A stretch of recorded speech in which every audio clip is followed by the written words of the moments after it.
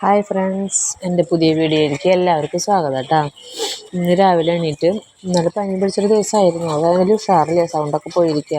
രാവിലെ എന്തിട്ടെന്ന് അറിയോ, ചോറ് വെച്ചു, ഉരുളൻകിഴങ്ങ് ഉപ്പേരി വെച്ചിട്ട് ഉരുളൻകിഴങ്ങ് മുളച്ചു തുടങ്ങി. നോക്കിയപ്പോൾ ഒരെണ്ണം കേടയാത് കളഞ്ഞു. അപ്പോൾ ഉരുളൻകിഴങ്ങ് ചെത്തി കഷ്ണങ്ങളാക്കി ഡവറയിൽ വേവിക്കാൻ വെച്ചു.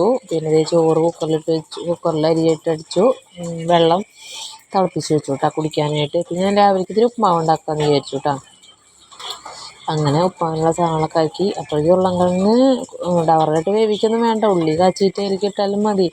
എന്തോ തത്തയ്ക്ക് അങ്ങനെ കൊടുക്കുമ്പോൾ അവൾ വേറെ ടേസ്റ്റ് ഇല്ലയാണ്. അപ്പം ഞാൻ രണ്ട് തളയ്ക്കുമ്പോൾ ഉരുളൻകിഴങ്ങ് വേവില്ല. അങ്ങനെ ഡവറിലിട്ട് വേവിച്ചിട്ട് മതി. ഉള്ളിയും മുളകും കാച്ചിയാണ് കേട്ടോ, കുത്തി കാച്ചിയാണ് കേട്ടോ.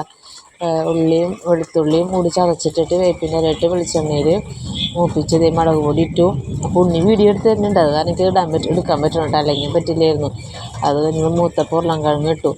ചെറിയൊരു വെള്ളത്തിൻ്റെ അംശമുണ്ട്, അപ്പോൾ അതൊന്നിങ്ങനെ ഇളക്കി കുറച്ച് ഇതായി വന്നപ്പോൾ അത് സെറ്റായി. അങ്ങനെ ഉരുളൻകിഴങ്ങ് ഉപ്പേരി റെഡിയായി. പിന്നെ ഉപ്പുമാവ് ഉണ്ടാക്കി വെച്ചു.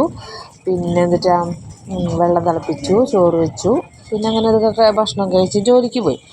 ജോലി കഴിഞ്ഞ് വരുമ്പോൾ മീൻ കിട്ടി. അപ്പോൾ ഞാൻ മീൻകാരൻ ഇങ്ങോട്ട് വരാറുണ്ട്. അപ്പോൾ ഞാൻ അവിടെ വഴിയിൽ വെച്ച് തന്നെ കണ്ടപ്പോൾ അയില മേടിച്ചു, 100 രൂപയ്ക്ക് അയില മേടിച്ചു. അപ്പോൾ ഞാനത് നന്നാക്കിയിട്ട് വെറുതെ തിളപ്പിച്ച് വെച്ചു, നാളെ പാല് പിഴിഞ്ഞൊഴിക്കാമെന്ന് വെച്ചിട്ടേ. പിന്നെ വറുക്കാനുള്ളതൊക്കെ വറുത്തു കേട്ടോ. എന്നിട്ട് നല്ല ദോശയ്ക്ക് ഇട്ടേക്കണതാണ്. അപ്പോൾ പിന്നെ ഞങ്ങൾ ചൂട് ചോറും ഉരുളൻകിഴങ്ങ് ഉപ്പേരി കാലത്തത്തെ മീൻ വറുത്തതും കൂട്ടി വൈകിട്ടത്തെ ചോറുണ്ട് കേട്ടോ.